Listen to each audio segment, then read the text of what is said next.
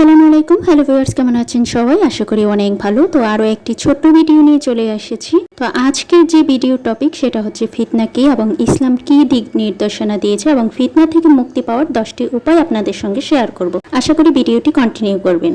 তো শুরুতেই জানবো ফিতনা আসলে একটা আরবি শব্দ যার আভেদানিক অর্থ হচ্ছে পরীক্ষা, যাচাই, প্রলোভন বা কষ্ট। ইসলামিক পরিভাষায় এটি বিশৃঙ্খলা, সংঘাত বা এমন অরাজক পরিস্থিতিকে বোঝায় যা সমাজে ক্ষতি, অত্যাচার এবং অনাচার সৃষ্টি করে, যা একটি সুশৃঙ্খল ও শান্তিপূর্ণ অবস্থার বিপরীত। তো এবার জানবো ফিতনা থেকে মুক্তি পাওয়ার 10টি যে উপায় ইসলাম ধর্মে বলা আছে সেগুলো কি কি।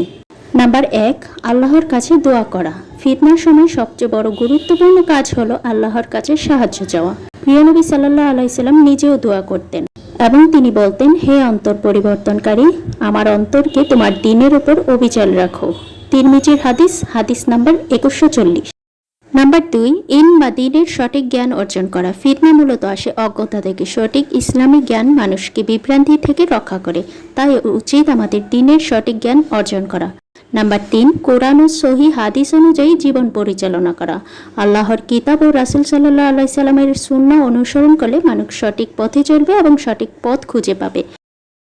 নাম্বার 4, নেক আমলে অটল থাকা। সালাত, সিয়াম, জাকাত, সাদকা ইবাদতের মাধ্যমে অন্তর আলোকিত হয়ে থাকে এবং ফিতনার প্রভাব কমে যায়, তাই আমাদের উচিত নিয়মিত সালাত, সিয়াম ও জাকাত আদায় করা। নাম্বার 5, ফিতনা থেকে দূরে থাকা অর্থাৎ সঙ্গ পরিহার করা। যেসব মানুষ কিংবা যেসব স্থানে যাদের মাঝে ফিতনা বেশি সেই সব স্থান এবং মানুষদের থেকে দূরে থাকাই উত্তম। নাম্বার 6, সৎ ও দিনদার লোকদের সঙ্গে সময় কাটানো। ভালো বন্ধু এবং আল্লাহভীরু সমাজ মানুষকে সঠিক পথে রাখে ও ফিতনা থেকে বাঁচায়, তাই আমাদের সবসময় উচিত দিনদার মানুষের সঙ্গে সময় কাটানো। আবু দাউদ থেকে বর্ণিত, মানুষ তার বন্ধুদের ধর্মের উপর থাকে। নাম্বার 7, আখেরাতের কথা স্মরণ রাখা। দুনিয়ার ফিতনা অস্থায়ী কিন্তু আখেরাত চিরস্থায়ী। এই ভাবনা মানুষকে গুনাহ ও ফিতনা থেকে দূরে রাখে, তাই আমাদের উচিত আখেরাতের কথা সবসময় স্মরণ রাখা। নাম্বার 8, সব ফিতনার উৎস অন্তরের সংশোধন করা। ফিতনার শিকড় অন্তরের ভিতরে। অন্তর যদি পরিশুদ্ধ হয় ফিতনা প্রবেশ করতে পারে না। নাম্বার 9, তওবা ও ইস্তেগফার করা। নিয়মিতভাবে গুনাহের জন্য আল্লাহর কাছে ক্ষমা চাওয়া এটি ফিতনার প্রভাব কমায়, তাই আমাদের উচিত বেশি বেশি তওবা ও ইস্তেগফার করা। নাম্বার 10, দুনিয়ামুখিতা কমানো। দুনিয়ার প্রতি অধিক ভালোবাসা ফিতনার সবচেয়ে বড় কারণ। সহজ জীবনযাপন ফিতনা থেকে বাঁচাতে সাহায্য করে।